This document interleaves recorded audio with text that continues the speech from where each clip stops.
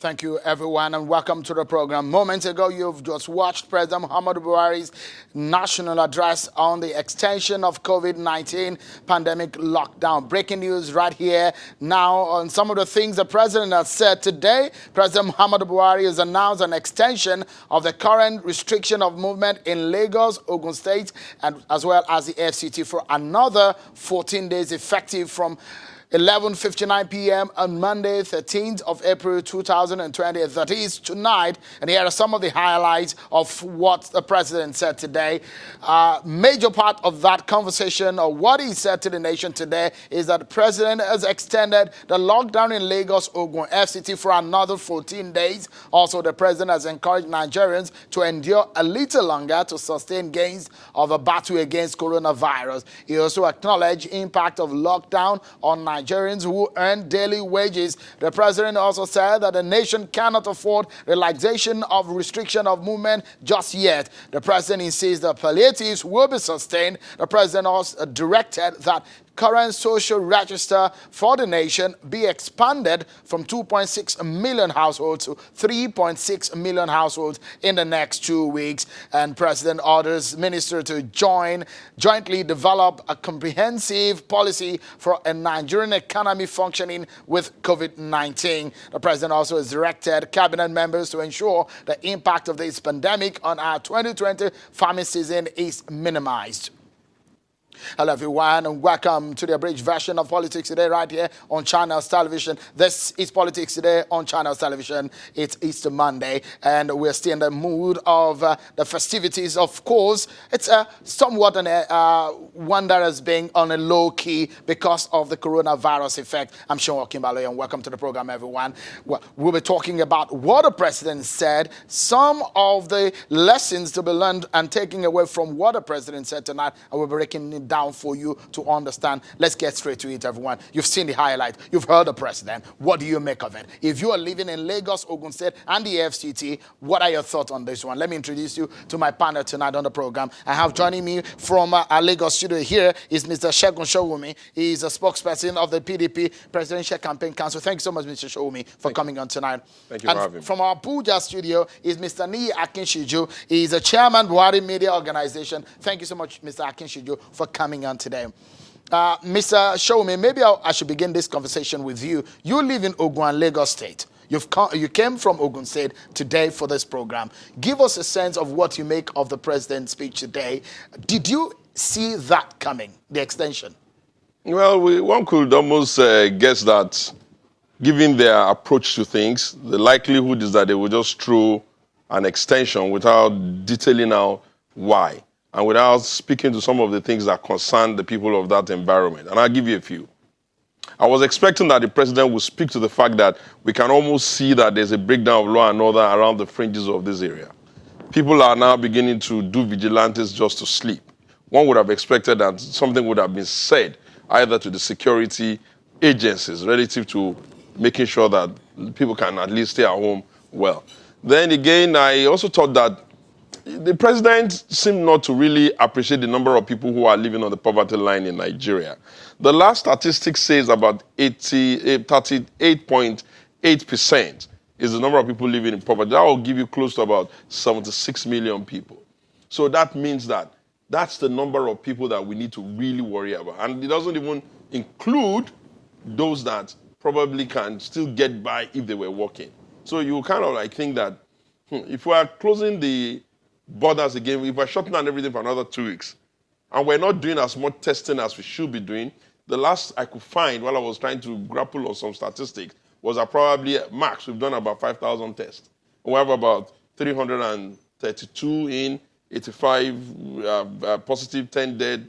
Some people have been released, 85 of them. So you kind of feel that if after 2 weeks, this is what we've got, and you put another 2 weeks, let's say we double the number, how long can the Nigerian economy afford not to work, especially within the heartbeat areas of Lagos and Ogun, the gateway and the big economy of Nigeria? That's why. The other problem that I also thought was the palliatives. You see, if you follow the Buhari presidency since they started their social investment scheme, you will be sad that after close to 5 years, they don't have reasonable data that can tell them these are the people that we're giving the money and this is how we're giving them the money. The last time when the president gave this instruction about 2 weeks ago, you saw that they ran to the street, put money on the table as if we're in Idi Amin's Uganda and we're attempting to deliver palliatives by hand. And then you ask, what is the president saying to us as to what is the total number of people that have been tracked? How many people have been tested so that we can even know whether we're truly flattening the curve or we're just importing social distancing, lockdown, and strategies that some other societies who have all the data they need to be able to know where their people are, deliver money, and all of that, resources, whatever they needed to do, we're impacting it in Nigeria, hook, line, and sister, without looking at our own peculiarities. Some people have suggested that perhaps what we need to really be telling ourselves in Nigeria is the few people that have been taken in and have been released, by what medical protocol were they treated? So that, it's a bit of creativity. You can then begin to figure out maybe those people that are probably at home, may not be symptomatic, can be symptomatic, can at least begin to, ride it together with us. And So then you again, don't like apologies, you don't like the Nigeria's template of I think that not just doing a blank jacket. Yeah, I think that the Nigerian template is too lazy in thinking, in the sense that it's just taking what they say is happening somewhere else and it's impacting it here without looking at our fundamentals. And I'm also worried about the fact that all of the things that the president is saying and the states are saying, I can't see the local governments here. The local governments are the ones that are best able to help you with this contact tracing, delivery of this and all of this palliative. So you feel that, okay, fine, the president is speaking now as against what his people used to say he didn't like to speak. It's not a style. He has a difference. So we can commend him for speaking. Right. In terms of the real deal. Hold the bullet for a moment, the fire for a moment, because we have a bit more time to discuss some of these issues. But in essence, you are not impressed by the president's speech tonight. I can't be impressed because when you listen to other presidents, Boris Johnson he has just come out of theater. And you heard him speak. You see how animated, you see how connecting and all that. And then the president is speaking the same old, Hollywood style, come onto the table, read from a dais. This is not the time for this. Okay. What were you expecting? I expected the president to take some questions. I expected the president to have like maybe 1 or 2 or 3 journalists come in there, top-level journalists, so that they can give him the kinds of questions that Nigerians are asking.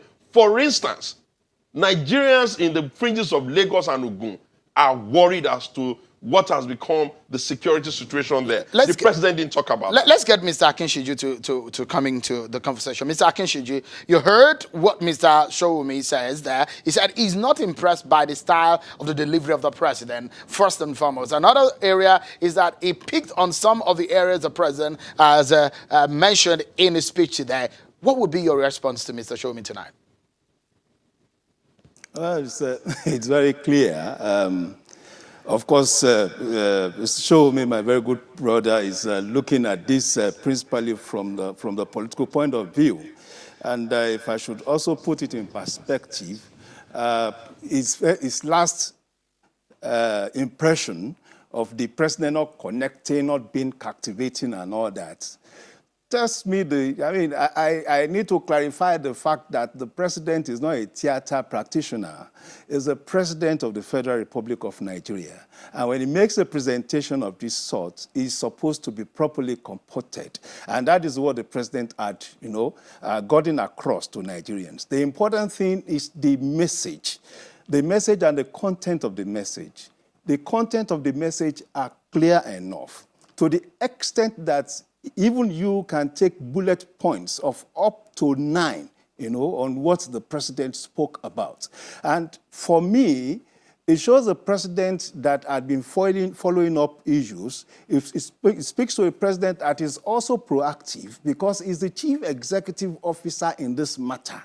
He would have to aggregate all sorts and opinions from experts and, of course, distill them into his thought, and that is what he has delivered to us. Talking about palliative, I think we should even give the president the commendation and the credit to the fact that we actually have a social system, a social intervention, social investment system working for the first time in the history of Nigeria. It started in 2016. We've had governments before then. Nobody thought of a social investment intervention program. And it's because we had this starting off in 2016 that we have something to even build on an emergency like this. So you can imagine if we have to start tabula rasa on a matter like this. So if we are talking about palliative, it's about now expanding to cover more people, and that is what the president has said. We have a social register. The social register is not just a registration of poor people. It is about getting communities to identify their poor and list those poor in the social register. And to that extent, we have one that succeeds to now at 2.6 million households. Going forward, the president has said he had ordered that this the register be increased from 2.6 million to 3.6 million. And of course, all these households are not residented in Lagos, Ogun, and the FCT. You know, it covers the whole gamut of the Nigerian space. So you don't expect it to land, you know, you don't expect all these figures to land in terms of distributing to the households, you know, in Lagos and Abuja and Ogun. Now, talking about how this is distributed, there are layers to it. The federal government had handed over the distribution of these palliatives to the state, which is the right thing to do in a federal system. You will now expect the state, of course, to link up with the local government to help in distribution because Apologies, they are Mr. nearer the Akishiju, if I'm aborting on that point that you made, you saw the conversation between the leadership of the National Assembly and the Minister of Humanitarian Affairs. They said they were not impressed and that there is no enough coverage for the poorest of the poor in the country. Are you worried that a lot of Nigerians may not be happy with the palliatives that are being put in place? It's ongoing. Yes, a lot of Nigerians may not be happy, I agree, because in fact we have a large population of very poor, but out of the very poor, you also have very, very poor, those that are non-economic agents, you know. And the idea is what the president has been able to encapsulate in his presentation today: expand the register. Now, when expanding the register, you are expanding the register for for those at the bottom of the pyramid. Don't forget that there are other aspects of the social investment programs, like the traders' money, the market money, the farmers' money, and of course the end power and all that also cover other classifications, other categories of poor people. You know, so to that extent, it means that we are not just looking at the conditional cash transfer that has become the major attention, the major locus of thoughts in recent times. It's this same. The people in the category of Shegun, they were more or less condemning this cash transfer when it was first introduced. You know, it was the conviction of the president that actually pushed for the implementation and the sustenance of the cash transfer till today. So, whatever the case may be, for me, the important thing is an idea had been sown, it has yielded fruit, and now we only need to expand on its gains and benefits. All right, we'll take a breather, but when we come back, Mr. Segun Sowumi is still with me here in the studio, as well as Mr. Niyi Akinshiju. Don't forget, the president has said, look, this may be painful, but we cannot afford to relax the restriction of movement order by the federal government. We look at the implication because you are going to be the ones at home. What are your thoughts? You can get it to us, tweet to us on our handles that you can see right there on the screen. We take a break, and when we come back, more on what President Muhammadu Buhari has said tonight on the extension of the restriction order for another 2 weeks. Don't go anywhere. We'll be right back. Thank you so much, everyone, for staying with us. Some of the things that the president said today, over 60 paragraphs of nationwide address that he gave earlier today at 7 p.m. Part of some of those things that he said today, you can see there on your screen. Bottom line is that those living in Lagos and Ogun states, including the FCT, will have the lockdown order in those areas extended for another 14 days. So how are they going to survive? The president said, don't you worry. He acknowledges the impact of the lockdown on Nigerians, especially those who earn daily wages. He said there will be an increase in the social register from 2.6 million households to 3.6 million. That's 1 million. Let's get my partner tonight back into the conversation. Mr. Sowumi is a spokesperson of the PDB Presidential Campaign Organization, as well as Mr. Niyi Akinshiju. He's the chairman of the Buhari Media Organization. Thank you so much, gentlemen, for coming on tonight. Let's look at some of the issues that were raised here in what the president said, and going forward, how do we survive, especially those who are earning on a daily basis? Do you have a worry about that? One of the other reasons why the speech failed to inspire me was that I thought that the president was going to say, for the frontline health workers, this is what I am going to do for you for your hazard allowances. Because it has become an issue in the country. You can't ask nurses and doctors and all of that to put themselves in all sorts of danger at this time. And even when you wanted to say thank you to them, they were coming very much later on in the body of this. After you have thanked the people that donated money, I expected him to have said, this is what I'm introducing for hazard to encourage you and to keep you going. I didn't hear that. And then, you see, the problem with our friends in the APC is that whereas we've seen them in opposition before, and we know how they behave, and because we choose not to be like them, they think that everything is political. We're not being political about this assignment. We're bringing up genuine concern that we hear from the people. There are two sides to this conversation. There are the people that they think are their league spittles, who are their cheerleaders, who will just keep clapping no matter what is going on. And there are those who are going to be throwing up genuine concern. One of the things we see is that you have a social register, according to them, that has captured 11 million plus people over a couple of years. Abia is getting 141,000 households. Let's say Lagos is getting about 14,000 households. Zamfara is getting about 291 households. Ogun is getting nothing. Ogun is absolutely not even there, not even one household. Now, you would then ask, if the ones that you claim you're giving this money Where are you getting your data from? That is available. They are carrying it, and it's all over the place. National Social Register of Poor and Vulnerable Households. As of when? Distributed as of 31st of March 2020. Sheon, you know me well. Unless I research, I don't talk about it. Ogun got zip. Then that's not my big issue. They will explain why I didn't get anything. The bigger problem is that you're telling us in the real sense of the word that you have distributed money to this number of people consistently over a certain number of years, and you don't have the data. You can't give us an audit. So invariably... No, but they say, the president has said there is a register of about 2.6 million, which should be extended by 1 more million. 11 point something million. I heard the Senate president ask this question, and they came up with, if you publish their name, they'll be embarrassed. If you did this, they'll be this. If you did that. Listen, if you have been doing this for 5 years in the minimum, should you not have automated it? Why must you be happy that people that you call vulnerable, that you're ready to be giving money in a sustainable manner, cannot be plugged into the banking system? Are you questioning the integrity of the process? I am absolutely questioning the integrity of the process. And I am saying that we will be observant. We will stay at home.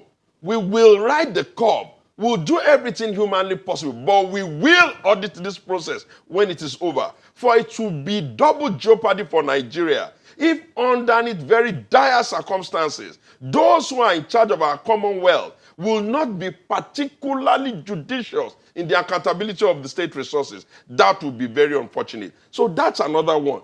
Then when I was talking about security, if you go all over the internet, you will find rushes of people doing short videos of how they had to convert themselves into vigilantes just to manage to sleep in the fringes of these two states. I would have expected that if he was getting briefed as he should be getting briefed, I'd have expected him to have said something like, that will not be tolerated. Soldiers or police should, stamp their feet down. Just do something to, do show of force. That was also absent. But the police said that they've arrested about 162 people Did the today. commander-in-chief speak to it?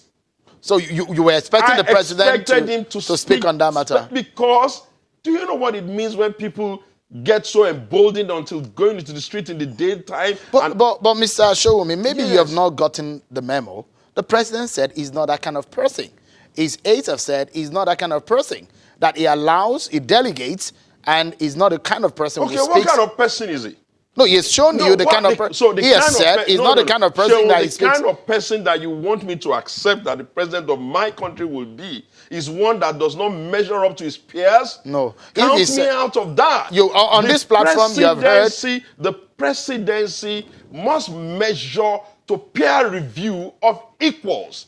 There is nothing any president anywhere in the world can bring to the table that I don't expect that a Nigerian president can bring to the table. If I am guilty of holding him up to very, very high standards, then sorry, I stand condemned. Mr. Akinshiju, you have a problem with some of the things Mr. Sowumi has, especially because I've heard the aides of the president say, look, this is the style of the president. Aside of the style that Mr. Sowumi is talking about compared to other presidents around the world, especially at this period, he mentioned the issue of the integrity of the process of disbursing some of these resources. What are your thoughts? Let me start first from the reward, compensation for the soldiers at the front line, and I'm talking about health workers. These are the super being at this time, and we appreciate them, as the president actually made reference to them. I don't think the position of where the president referenced and appreciated this set of people in his speech, I don't think it matters. We should not trivialize things.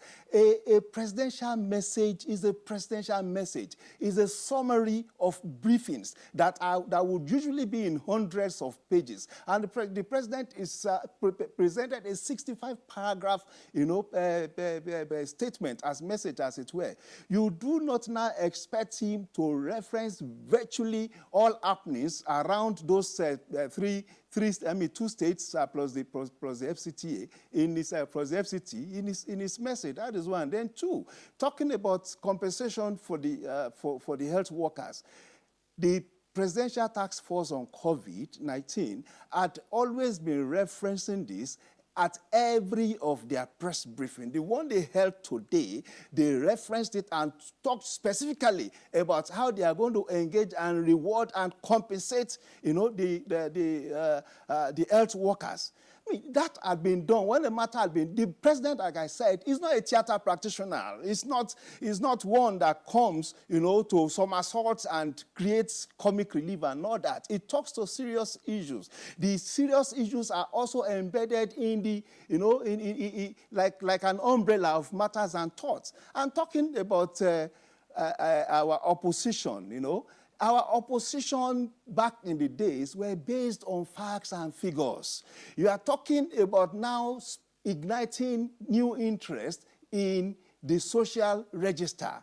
We thank God that finally they have come to accept the fact that Nigerian poor were acknowledged by this government. And not that they are not acknowledged, they are being helped by this government within the little resources available to the Nigerian state. We cannot start comparing what we have now to what we used to have when they were in government, But despite that, even with what we have now, the president took a percentage of the little to take care of the Nigerian poor. Now, our friends in the PDP are more interested in what is being spent on the poor. Of course, the expenditures will be audited. We expect that. But more than ever, the National Assembly issued a statement, rebuting the way some media houses, published ingeniously, falsehood about the proceedings of the assembly concerning his engagement with the humanitarian ministry. So now when you look at that, by extending the argument is that now a lot of the people in our opposition are decided in the way they carry fake news and all that, of course, to start creating disillusion, create disenchantment amongst the Nigerian people. But this does not remove from the fact that this president... Just put a question in. Sorry. Mr. Akinshiju, just a quick question. What is your greatest fear about those who, and the president mentioned them, those who earn daily wages? If this is extended in this manner, some of them who are not captured, what is your greatest fear for them? Yeah, just like the president mentioned, those who earn wages per day may not necessarily be poor, may not necessarily be in the category of very poor. What they lack usually is the capacity to save, and which means that they need to go out every day for sustenance. Now, what the president is doing with the Lagos state government, with the Ogun state government, that I know, and of course, what part of FCT is to fund the government, the state government, and also provide directly all the food items that are possible from the federal. Don't forget that more than about 6 billion worth of seized goods from the customs have been released to these affected state governments. All they need to do is to link up with their local government and find a way of first identifying these people, because the social register, does not cover the whole gamut of the affected people that we are talking about now. It is because of the exigencies of this COVID-19 that a new challenge... Mr. Akinshiju, just a moment. I want us to spend the very last few minutes that we have left on the program on the projections of the president. He has his fears about the economy and also for agriculture production. Those are major areas that the president has set up teams to work on. Let me begin with Mr. Sowumi. Are you satisfied with what the president has said? He has set up a team even on the economy and that of agriculture. Even on that, when you're a policy person, you're looking for the details. When it was really now, this minister for this, minister for that, this, that, I expected in the minimum that he's going to say, under this person's leadership. He couldn't even bring himself to say, this is the person that is going to be the chairman of the committee, this is going to be the secretary. So you expect that now, all of them are going to come. Anyway, we have always known that the economy is not their strong point. And we just pray that as we continue to insist that Atiku Abubakar keeps putting out ideas, that they should take the ones that are useful for them. For instance, very early in the stage, over and above the fact that we told them to shut down the airport quickly so that we'll be able to save the country, we also told them that you have about 38.5 million people on the BVN already. Therefore, you can look at their bank balances and get an idea of those who cannot even sustain themselves in a lockdown and put something in there directly.